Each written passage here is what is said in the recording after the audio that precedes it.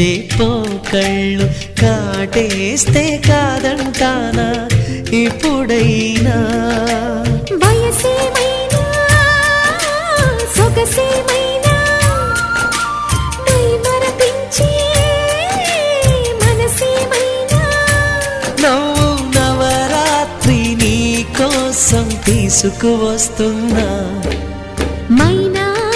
ఏమైనావే మన్మథ మాసం